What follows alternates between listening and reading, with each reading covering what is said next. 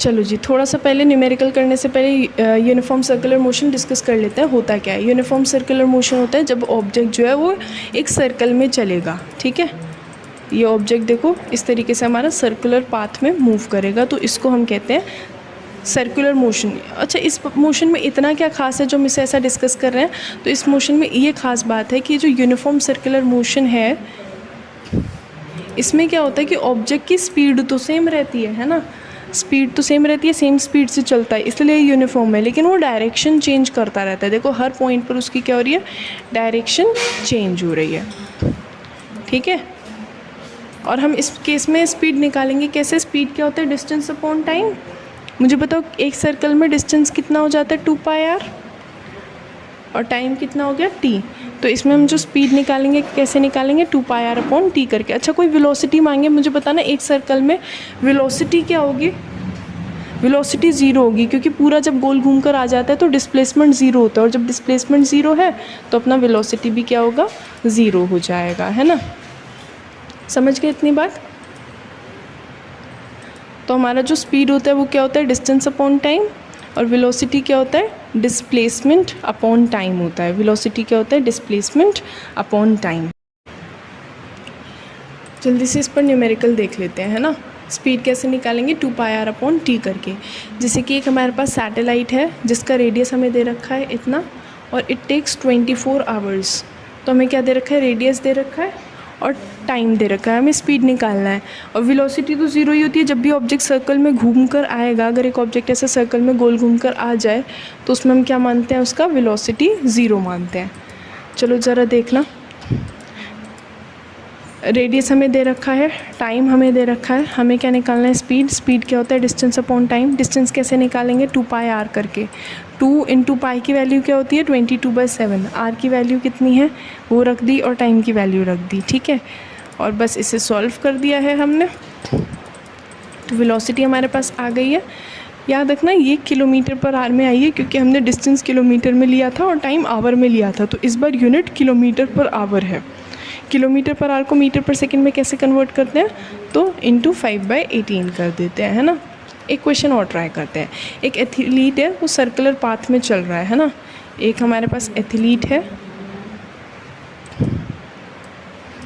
एक एथलीट है जो कि हमारा सर्कुलर पाथ चल रहा है। ठीक है, और इसका ना डायमीटर 200 है। डायमीटर से हमें कुछ लेना देना नहीं होता। मुझे बताओ अगर डायमीटर 200 है तो रेडियस क्या होगा?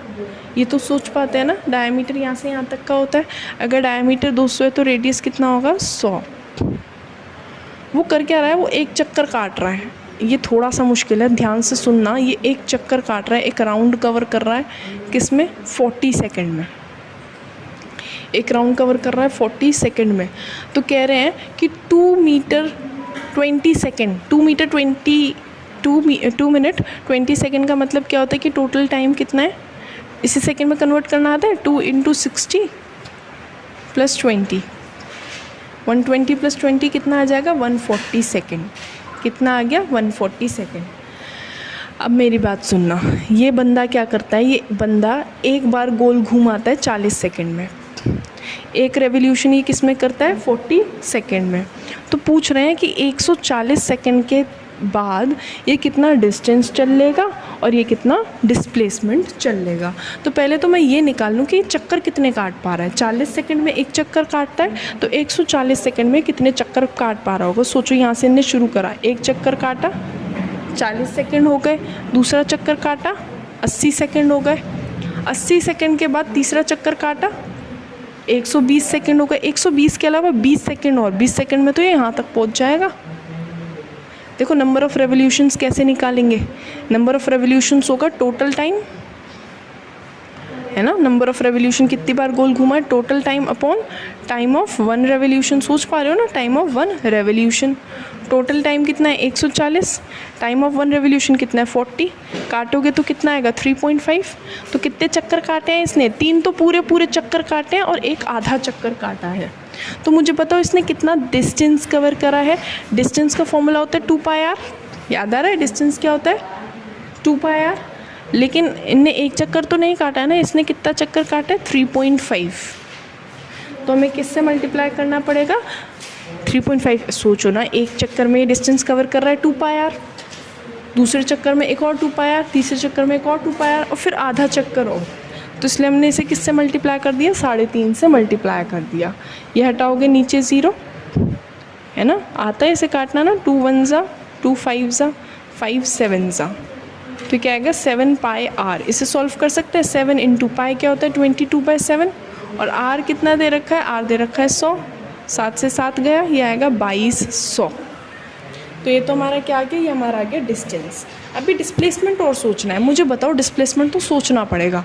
इसने क्या करा है, 3.5 रेवोल्यूशन, 1 2 3, और 3 के बाद यहाँ से यहाँ तक और गया है, 3.5 रेवोल्यूशन करे हैं।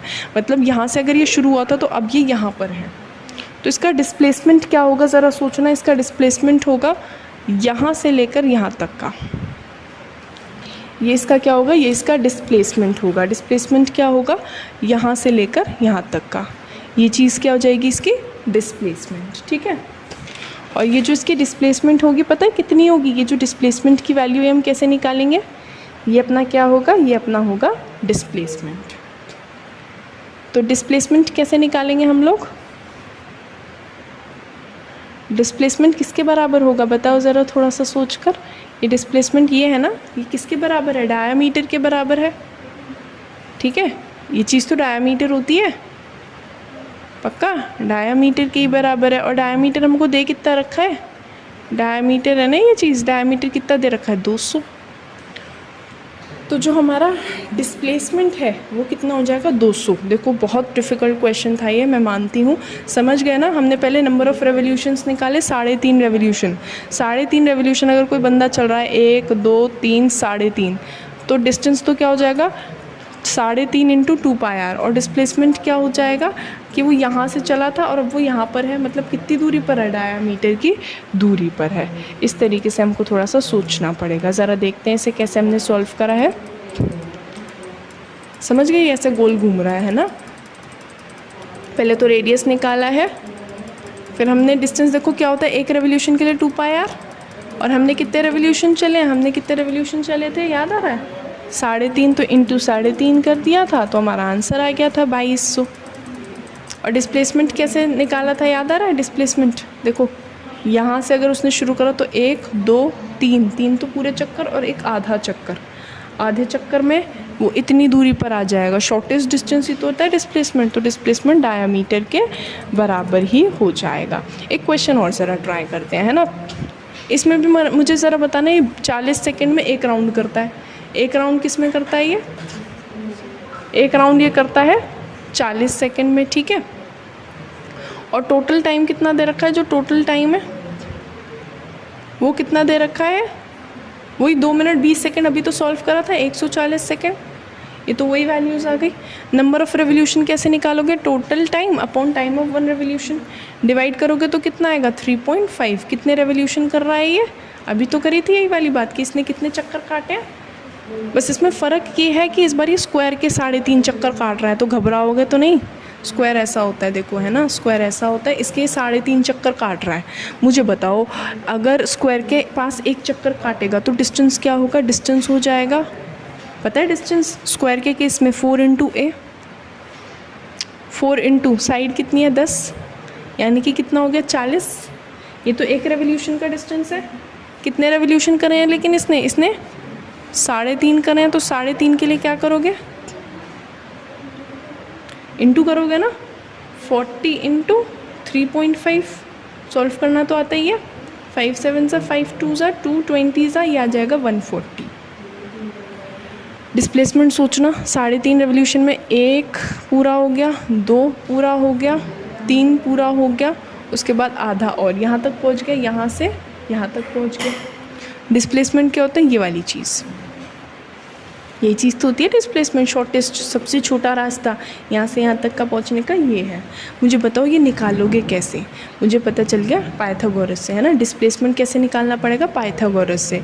मुझे बताओ ये 10 है, ये 10 है, पाइथागोरस पता है कैसे निकालते हैं, h का स्क्वायर होता है p का स्क्वायर प्लस b का स्क्वायर, है ना। इसमें डिस्प्लेसमेंट हाइपोटेन्यूज के बराबर है। p कितना है वो भी 10 है, और b कितना है वो भी 10 है। 10 का स्क्वायर 100, 10 का स्क्वायर 100, 100 100 आएगा 200, 200 तो h का स्क्वायर आया है, तो हाइपोटेन्यूज़ क्या आएगा 200 का रूट। 200 का रूट निकालना आता है, 200 का रूट क्या होगा 10√2। ये हमारा डिस्प्लेसमेंट आ जाएगा। ये क्या आ जाएगा अपना डिस्प्लेसमेंट। एक बार ज़रा देखते हैं हमने इसे कैसे सॉल्व करा है। ऐसे ही चक्कर काट रहा था, एक राउंड में हमने देख लिया, हमने नंबर ऑफ़ रेवोल्यूशन 3.5 सोच लिए और समझ गए ना, 3.5 चक्कर काटे हैं इसने और एक चक्कर में कितना डिस्टेंस कवर कर रहा है 40, उससे मल्टीप्लाई। और डिस्प्लेसमेंट कैसे निकाला पाइथागोरस से, डिस्प्लेसमेंट कैसे निकाला है पाइथागोरस को यूज़ करके।